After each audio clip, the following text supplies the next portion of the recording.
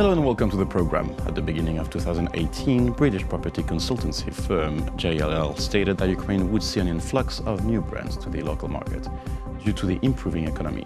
And their forecasts prove accurate, as just recently low-cost airlines Ryanair and clothing brand H&M started operating here in Kiev. So has Ukrainian investment really grown, and what developments should the country expect next? And to talk more about this, we're joined in the studio today by Vasyl Myroshnychenko. He's an international political economy commentator. Hello, and thank you for joining us. Hi. So, first question to understand, what's the current situation in investing here, and who are the main countries interested in investing in Ukraine?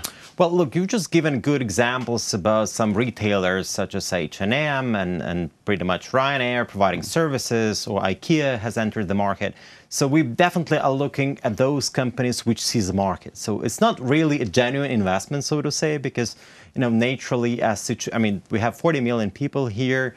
As the situation is getting better, basically purchasing power of people is increasing. Therefore, it's no wonder that all these retailers come. It's especially in the case of IKEA. As you know, they've been trying to come here in the past, but in a way, twice they didn't actually carry out with their investment over their project, as they were really sort of in a way frightened or discouraged by the high level of corruption. So the fact that they are now entering the market is actually a good sign, because it means that according to their perception, situation has improved. That's a good thing. Another thing was actually have to look at some genuine, real investments, actually, those investments which come into some labor-intensive industries, be it furniture production, or actually in agricultural food processing, or actually in wind power or renewables. And there we also see some good positive trends. For instance, last week, a Norwegian company has pledged to invest around $500 million into a big wind project in southern Ukraine, in Kherson, which is a good development. There are plenty of solar power energy projects, and this is, of course, goes down to the fact that we have very attractive green tariff, which is still valid here, and therefore this investment. Also, earlier this year, there was a deal by a European company called Sarantis. They bought a 90% stake in a local producer of household supplies called Ergopack. And it's a publicly listed company, and the fact that they have bought this company here is a good sign of some positive developments here. Naturally, there are many obstacles, and also for many investors who now look at the macroeconomic stability. And for them, IMF is important. What's going to be the deal? We're going to get it or not? And in what conditions? Then, of course, elections next year, presidential elections. Which brings me to the main obstacles. Like, what are they, except still some problem with corruption, of course. Look, there are plenty, but of course, if we look deeper, for any investor, what is the most sacred and most important thing is actually their property rights. Are they secured here or not? And apparently, everybody is looking at the judicial reform. Has judicial reform taken place? And many believe it hasn't, actually, and therefore, much more needs to be done for independent judiciary to be established. And as you know, there are many cases when there are corporate raiders attacks and property rights are being actually taken away through the court decisions. And therefore, for investors, it's an important issue. Therefore, the government has to do more in order to really, implement the judicial reform. Another thing is, of course, stability. And as you know, any change causes uncertainty. And apparently, everybody is looking at the next presidential elections. Will Poroshenko be re-elected or not? If he is not re-elected, who's going to be the next president? And what are the reforms we're going to stick or not? Exactly. And then we have parliamentary elections. And it looks like for reforms, next year they're not going to happen. So we're all waiting for the new government. And this new government will most likely be in December. So we're talking about 2020, when a new window of opportunities for reforms will open again. So how to facilitate, because recently the French ambassador told about the problems with the raids, and also it's linked to corruption. How to ensure that some investors or some retailers or big companies are not subjected to that kind of raids, and to ensure a sort of rule of law in this? Look, there has to be fair treatment for everybody. It doesn't matter, local investor, international investor. The treatment is equal, and it's very important that that it's like that. But apparently, in these circumstances, any international investor should be treated as a sacred cow. Therefore, special attention should be given to them. Nevertheless, they should not be given any higher priority than local investors, of course. But it's important that they send a positive message. And you see, we're now talking about some mid-sized investments up to 10 million euro into the Ukrainian economy. Of course, we need billions, frankly speaking. But at this stage, we need some investors, some sort of small investors to come here who do business and they're successful, so that they go back home, no matter where they're from, France, UK, US, they send a positive message saying, look, I've invested 10 million euros, a couple of years later, I've built a big business, I sold it, and I made 3 times the amount of money, right? And this short period of time, there are not many markets where I could make the same amount of money.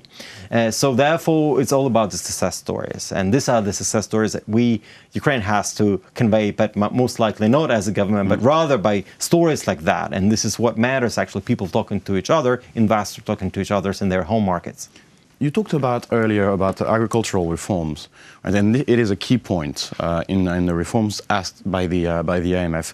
And the reform hasn't been implemented yet.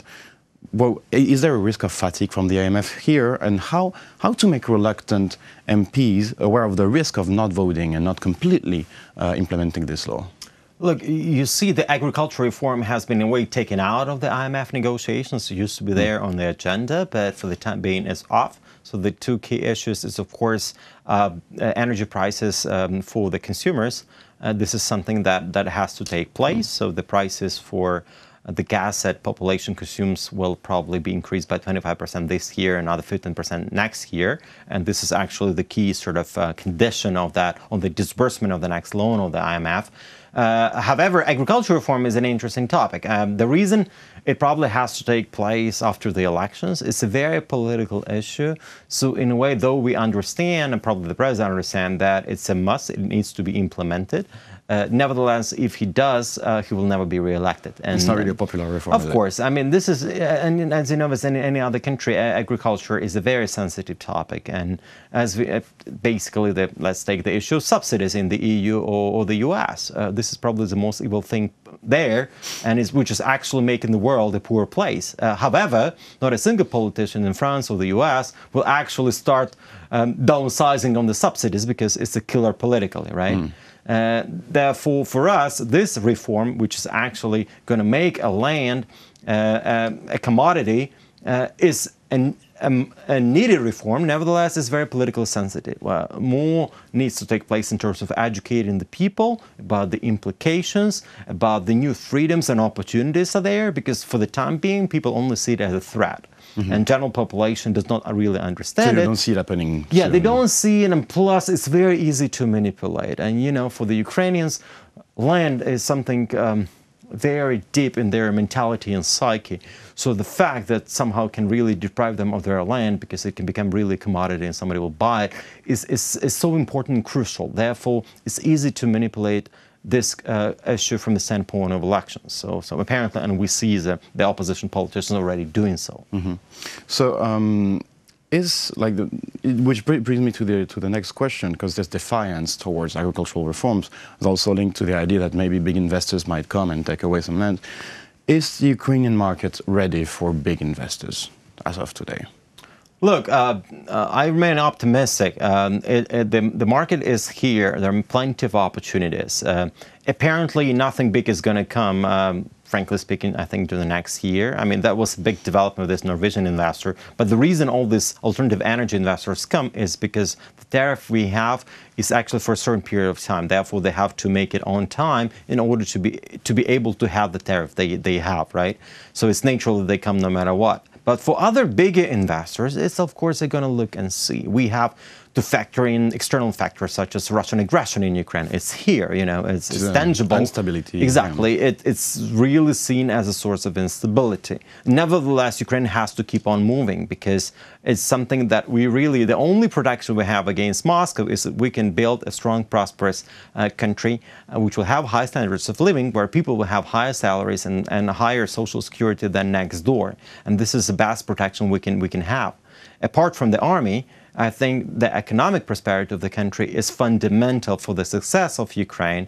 And eventually this is something that Russia will not be able to sustain, because this is so difficult to prove, which is not real if it's real, right? Yet we're not yet there, or we are still sort of lagging behind. We have to do more. So would you say that economic prosperity is a war tool in a way?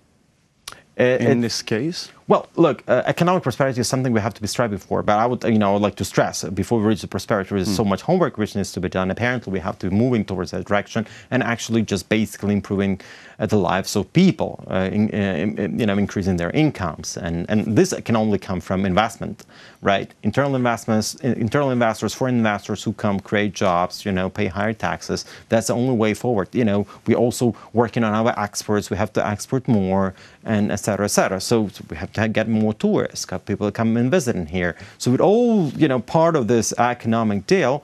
And for the time being, we're a tiny country, right? Though we have a population of 40 million people. But if you look at the size of the economy, they're very small.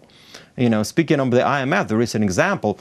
Argentina is currently negotiating a $15 billion loan from the IMF. Of course, it's not a sign of a good comparison, but at the same time, Argentina is, and we are asking for $1 billion. So you can imagine the size of our economy, the size of Argentina's economy, and of course, issues are different, and we cannot really. But I'm just saying that our economy is so tiny, right?